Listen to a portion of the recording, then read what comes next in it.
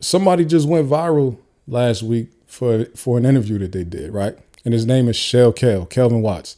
And if you've been following this whole YSL trial, you done heard Kel's name a good 500 times, probably, maybe more or less, whatever. But there's many, many times we've been hearing his name from the beginning of trial all the way to damn near the last day of trial, right?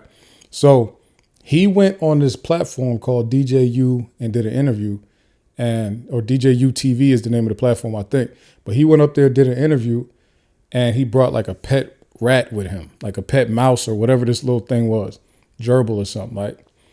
And it was kind of going viral because he was checking the interviewer saying, yo, I brought this rat up here because clearly this is what y'all do up here. Y'all have rats up here because y'all had Woody up here. And y'all just cool making rats famous and stuff like that. And you supposed to be a street dude, but yet you putting your morals to the side to interview people like that. You don't really even care about your moral code. You just care about likes and views and clicks and stuff like that. So he really checked them crazy. So he was going viral. You had a lot of people supporting that, the people that's on his side. Then you had a lot of people that were saying they weren't supportive of it. They felt like it was childish. He was too old to be acting like that. He was too old to be talking about street business like this. He should have grown up. He should leave the streets alone, stuff like that. And my whole thing is this. You do want people to get out of the streets, leave the streets alone. But if you are in the streets, that's how street people act. That's how they act. That's what they feel. They don't feel like what a lot of y'all feel, right? They feel like how Kel felt. And honestly, that's the same way that Young Thug has been talking also about all of this stuff too. He don't like the rats either. He has excommunicated himself from the people also. So the same people Kel is talking about are the same people Young Thug also has an issue with. Neither one of them are cool with what's going on with a lot of the conversation that these guys have had with the police.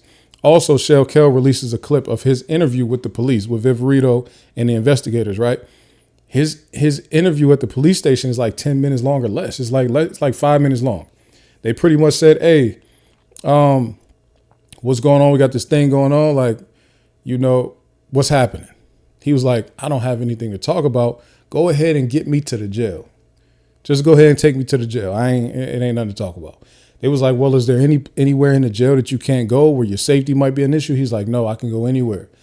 Get me to the jail, right? He wasn't combative or anything like that. He was like, I appreciate y'all asking me these questions, but I don't have nothing to say. Let's go ahead and get this over with. Take me to the jail. Like a few minute interview.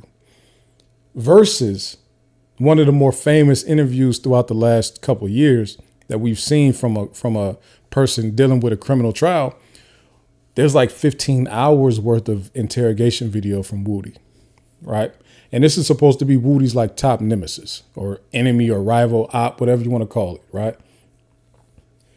So that's the difference. I know a lot of people are looking at this like who they're a fan of. Really, I don't understand why people felt like they needed to take sides in a street beef that y'all don't have nothing to do with.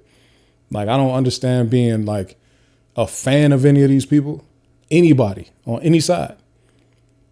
Like, I don't get why people have become fans of any of it, right? You would be a fan of Young Thug for his music, but being a fan of somebody because of what you see them going through in a criminal trial, to me, a little bit, we might want to get ourselves in check.